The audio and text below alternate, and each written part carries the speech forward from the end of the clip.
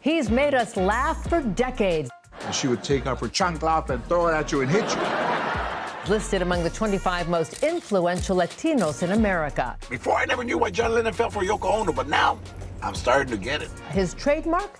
Turning the trauma of his painful childhood into decades of hilarious stand-up comedy. From the time we're born, the minute we come out of the womb. Cut my cord, I gotta go to work. Cut my cord.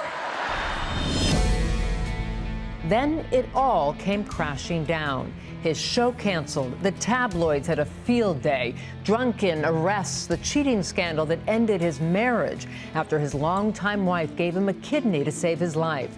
The family broken, estranged from his daughter Mayan for nearly a decade. But when she went public on TikTok with her daddy issues,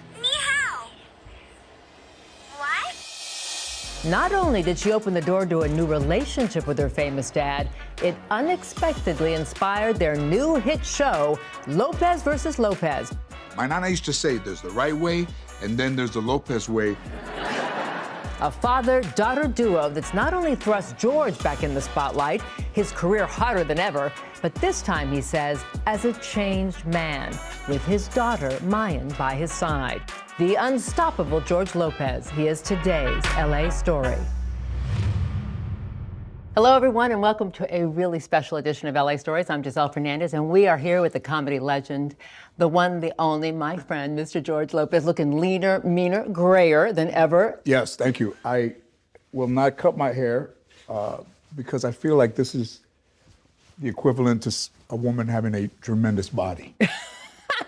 You don't want to cover it up. Those long flowing locks, absolutely. You're amazing. I mean, you're having a resurgence like no other. How do you do it? They say you're like a Florida cockroach. You just keep coming back no matter what happens to you. I like that.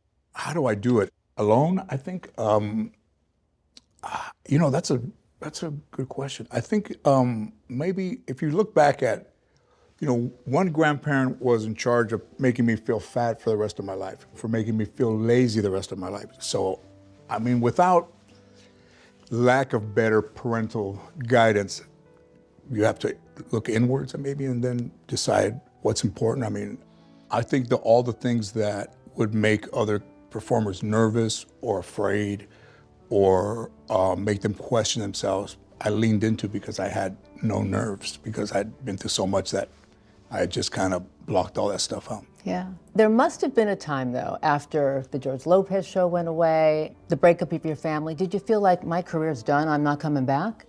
Yeah, I think maybe 9 and 10 were some pretty really tough years. I don't know, you know, when your family breaks up and you're responsible for the breakup, this is not where I would have saw myself. Do you feel like you're a changed man? Yes, I do. You feel different to me. I feel like I'm a changed man. I'm still a boy, though. I'm still doing something that brought you joy at 18. I don't know how many people can say that. And the fact that this thing still comes to me and these things still come to me. Why do you think that is? I'm blessed. I think I'm blessed. Well, anyone who's followed your career as I have, you've been a hero to me and our community and to so many comics of color and kids of color. Yeah. Because you brought not just Latino culture and our idiosyncrasies to the forefront when no one else did. Right. But you've also, as you say, your traumatic childhood, you used in your stand-up. Yeah. A lot of the things that happened to me that you had to just deal with. There was not one baby picture of you, even though you were an only child. I mean, I have no idea what family you have to come from when they don't even take a picture of a. So it's one thing. It's a big thing. There's not one baby picture Not of you? one. The first time I show up in first grade in the school pictures. You were born in Mission Hills here in LA. Yeah. Your father, a migrant worker. Yes. He left when you were 2 months. Your mom abandoned you when you were 10, so it was your grandmother who raised you. Right. I think she was only mean to me. I mean, she had a tremendous amount of love for me. I go to therapy and he said, you know, did your grandmother ever tell you that she loved me? And I said, no. I said, but also, in her defense, she never said hello. She never said good morning. So, you know, I think she was giving me all of the stuff that I would need for a life that wasn't going to be easy, instead of preparing me for everything to go my way. George Lopez, the man, can forgive that, but the George Lopez, the boy, suffered a bit. And when asked why she never gave you ever a birthday party when you were a kid, it's because she said she didn't have a birthday party. Right. So we pass on what we know. We love the way we were loved. That's exactly right. And when Mayan was 2 months old to the day. This is your daughter. My daughter. And I looked at her in the crib and I thought, how does somebody leave and not ever come back? It's us. Like, in that day, not the day before or after or since, but the 2 month day, I looked and thought, how does somebody, and so I thought stand-up is therapeutic or whatever, I don't know. But unfortunately, I feel like at my age, there's gonna be a lot of stuff that is not going to be resolved in my lifetime. And I'm resigned to living with that because I know where it belongs and I know when to leave it or when to look for it or when to acknowledge it or when to pretend it's not there. So it wasn't just, kind of being in a dysfunctional family. You also were a Latino kid, the darkest kid in the neighborhood. Yeah. And you said the kids were cruel to you. They were making fun of your big lumpy head. Yep. They were cruel. I mean, kids could be cruel. I was cruel myself. I made fun of myself as well. That's how you got through it. That's how I got through it, yeah. You said you had no other choice but to become a comedian to deal with the trauma. Yeah. And that when you saw Freddie Prinze, you've said this for decades, Yeah. in the 70s, you go, a Latino can make a living telling jokes. Yeah. How big an influence? Oh, man, I mean, I think I saw him on Let's Rap with Alicia Sandoval. She had Freddie Prinze on, and I watched it, and then a couple years later, when he passed, I got him a star on the Hollywood Walk of Fame. Full circle. What a circle that was. Is it true you stole his headstone? I did. Oh, my God. When I was 17. You did? What did you do with it? I still have it, unfortunately. I mean, what's wrong with me? I mean, I'm not even going to try to defend myself. It was loose, but that doesn't mean take it, When something's loose, it's not like, there's only one of them. So I went to Forest Lawn because I didn't know where else to go. And just stood there and just said what I wanted to do and what I wanted to be. And if there was any way you could help me who does that? One of my visits was over there. We had a meeting at ABC, and the new ABC building is across the 134 there. And I did the whole thing, please, just opportunity. Sandra Bullock came to the meeting, president of ABC, and we're sitting in this office, big couch, and he says, it's a little dark in here, isn't it? So he gets up, goes around his desk, opens the blinds, and where Freddie Prinze is buried is in the window. It's a direct line to where I was at 10 o'clock in the morning. So he was with you, and I think so. I mean, I'm sitting, I can look over his shoulder and go, oh my God. well, the George Lopez show changed everything. It changed everything. It took Sandra Bullock did. to make it happen and That's open right. that door. But how meaningful was that moment for you? It means everything. She was at the height of her success. She was at Miss Congeniality. Without her, I don't believe anything of that would have been possible. And to make it like that, to have your own show on ABC with your name on it. They were like, be careful because, you're going to be George Lopez everywhere you go. And I thought, I'm all right with that. And looking back, I'm a little bit less all right with it now, but. Seriously? Yeah. Why? It's a 24-hour-a-day thing, and it's never just George. It's always George Lopez, not George. It's just, hey, George Lopez. I mean, it's wild. When my grandmother passed away, I walked out of the hospital. I walked out, and there were some people there, and they said, "Can we take our picture with you?" It might have been the best thing for me that they were there because that was tough to leave that room. Oh, I bet. To Yeah. lose something, even though it's painful, you realize the benefit of it as well. Exactly. Yeah. Exactly. Yeah. Nobody knows like this stuff. Nobody knows this stuff. There was a time when you said you were embarrassed by your childhood and the poverty. But when you have that kind of success in a sense, and you literally defy every odd, Yeah. does it feel like, maybe you wouldn't have been as funny and you dug as deep as you have and can because of that? Giselle, all these things, I think, would I have changed them? I'm not sure. I think, there's a lot of funny comedians. There's thousands of them, millions, but none that think like me. Yeah. And I think was all part of the fabric of it. Well, it's been an amazing ride, and we're going to come back and delve more into the Yeah. highs and lows and the resurgence and resilience Yeah. of George Lopez when LA Stories comes right back.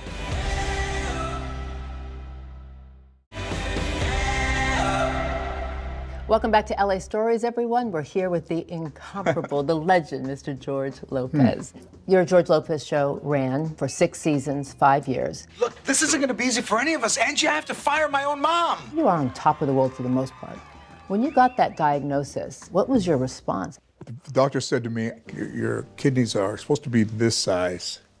Yours is much larger. And you had no idea? I had no idea. No symptoms, nothing? No symptoms. It was pretty bad. I had 18% function in both kidneys. And they told you that you absolutely needed a transplant. I did. And luckily, your wife, Ann, Yes, married how 17 fortunate. years, she was a match and gave you her kidney. What did that mean to you at the time? I owe her my life, and I'm appreciative. If I never showed in that time, I understand now what it means. I was extremely disrespectful to Anne, and I treated her, I think, terribly. You admitted that you had cheated on her several times. Obviously, that led to a very public divorce in the tabloids, etc. You said you really spiraled from that place. I mean, it's a bad. I mean, you were partners. I would say we were partners, yes. And when you're spiraling out by yourself and you're looking for somebody to grab onto, and there's not much to grab onto, I think I drank more. I lost a lot of friends. I lost a lot of, I'm sure, some business, and I lost the way people thought of me. The tabloids found you passed out on a casino floor, arrested for being drunk in public. You said that was one of the most embarrassing times of your life. Probably the lowest, maybe one of the lowest points of my life. That was really embarrassing. It's a terrible, terrible thing. But you get up and it doesn't happen again. And it hasn't happened since then. You changed, you stopped drinking. Yeah, I mean, you know, a lot of people go down, but I got up and I said, I'm not going back down again. The Florida cockroach. That right here. And you changed your life. I changed my life, yeah. Your show, the George Lopez show, around this time got canceled, and you lashed back at ABC and you said, you know, TV is going to get really, really white It's again. got whiter, yes. It wasn't until a couple of years later that a president of ABC called me and said, I made a mistake. Really? Yeah. What did that mean to you? You know, he had killed something that meant a lot to us. And he apologized, and I said, I appreciate you telling me, but you know, these things don't come along every day, so Well, I forgave him. it wasn't an easy road for you coming back. I do want to list, though, what you were able to do, because Resurgence seems to be really your moniker. You produced the award-winning documentary, Brown is the New Green, Yes. George Lopez, The American Dream. Finally, there's somebody that you can invest in that looks like you and that speaks like you. Always advocating for Latino culture. That's right. Wrote 2 New York Times bestsellers, your Chupa Carter book series, which I love. You had a couple of shows that did not make it. Then the pandemic hit. And after a decade nearly of estrangement from Anne and your daughter, Mayan, who you hadn't spoken to in years, Yeah. you reconciled. How did that come about? A lot to do with the pandemic, and I think their humanity. Mine came over and she brought me like a case of jalapenos. And she goes, I thought of you like, you know, for the pandemic. I'm like, how many of these do you think I eat? Like all the time. But in a way, it opened the line of communication. How hard was it not to be, especially with your childhood, not to be in connection with your daughter, your one and only daughter? It was extremely tough. I mean, you have one kid and you know, you mess that up. And she took her daddy issues to TikTok, and she did this upside down twerking thing where she was responding to someone attacking you. Yes. Take a listen first. Turn me up some more. What did that mean to you? I said, you know, I'm responsible for that. So that was the nucleus, the spark that created Lopez versus Lopez. What's that for? You've come a long way, Dad. I mean, I would have never been able to conceive this idea for a television show ever. It's a powerful father-daughter duo.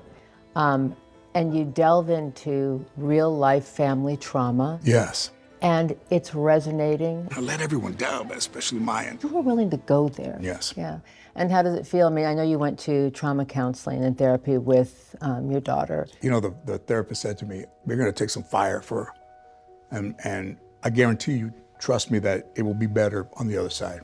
And she was right. I took some heat, took some beating. And did it allow for a self-reflection and a real look in the mirror that you hadn't done yet? You know, you just eliminated people from your life forever. And I have done that to a lot of people in my family, but I wasn't going to do it to them too. Right. Maybe for the first time. Do you like yourself more than you ever have? You know, I'm going to say yes. I love myself. I don't feel any hatred toward anybody. I don't feel any heaviness. I am kind to people. Old dogs, new tricks. Old dog, new tricks. All right. There's so many new and exciting things happening to you in this new adventure and chapter of your life, and we're going to get into that when LA Stories comes right back.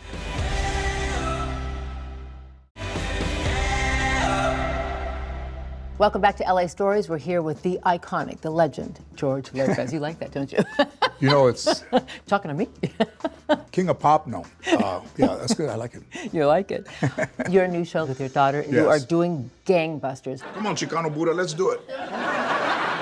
Why do you think it's resonating, not just with Latino families especially, but all families? The topics are what America is kind of maybe going through, but also the cast is amazing. You know, Selena's Leyva from Orange and New Black, amazing. That little kid, Bryce Gonzalez, is very special. You know, he lost his father in the last year and a half, and I don't know if I saw myself in there, but I saw him going through a tough time with his mother and his grandmother, and you know, at the end of the second season, you know, I got him a gift, and I said, I love you, and he was like, I love you, you know, and he walked outside, and then the other guy came in and goes, he's crying outside. I said, oh, what happened? No, I think it was like overwhelmed. I said, oh, okay. That must have meant a lot to you. It meant a lot to me. Yeah. And mine, you know, you can't hide your kid in the glare of something like multi-camera TV. A lifetime of daddy issues and some Elmer's glue, and this is what you get. And she's a star. Amazing, yeah. And smart. I'm incredibly impressed by her. Fruit doesn't fall far from the tree. You know, the mom too. I will say that the craziest thing is to hear Anne laughing through our common wall. Oh. So, you know, you can hear it, you can hear them laughing, and then it's just like this whole long trip we've all been on, and then here we are, and there's not a day where I don't look at Mayan and see her as a newborn in the delivery room, in the room that we went to when they cleaned her up and they cut her cord and she had the heart monitor on and the thing, that I'm in there. Or when she turned 1, 3, 5, 7, 10, I go through her whole life in my eyes, and it's beyond. It's definitely a gift that I would have never imagined for us, and it's amazing. You do such great work throughout the years, decades, with your foundation, with your name on it, giving so much to the kids with kidney disease. Also, your famous George Lopez Celebrity Golf Classic. You raise so much money to make sure these kids can go to summer camp. It says a lot about you. I decided that I wasn't going to turn my back on people who were sick, and if there was any way for me to help, that I would, and it means a lot to me. Always take time. You've been not just a very successful comedian and actor, and you're also an entrepreneur. You have your own restaurants, you have your own brewery. What is your motto in life? Be bold. Oh, where'd you hear that? You told me that in 1990 in San Antonio. Changed my life. When you were just ascending, that's right. And I said, just be bold, be you. And you've you always... told me I was a man amongst boys, that I had the talent and that I needed to believe in myself and that I needed to be bold. And you told me that. And it changed the direction. I mean, you could look at it. If I had a graph, I would show you that no one had ever said anything to me like that. Well, I'm glad it was me, because I was right. Oh, you were right. It's still as powerful a message as it was the night that you told me. If I were to say that to you now, be bold, what would that mean to you now? To be myself. Which is pretty darn good. That's pretty good. And now you're doing this huge Dolby special. Yeah, there's a lot of material to cover: aging, getting older, how I'm seen, mortality. More revelatory than ever? Yes. Be more vulnerable than ever. Yes. Are you okay with that? Yes, it'll be me. I can't wait for you to see it. I can't wait for everybody to see it. That's why it's in LA. That's where my Hollywood star is 50 feet from the entrance to Adobe, and it's going back to the beginning. Well, I can't believe what a ride you've been on. Thank you for always being my friend. I love you and I appreciate it. And me too. Thank you. So proud of you. Thank you. I'm proud of you. Thank you. And thank you for watching another edition of LA Stories with the amazing George Lopez. We'll see you next time. Thank you for watching our YouTube channel. For more stories in your communities, click the subscribe button right here. You can also download our app or watch us on TV for the latest information, balanced coverage, weather updates every 10 minutes, and more. We'll see you then.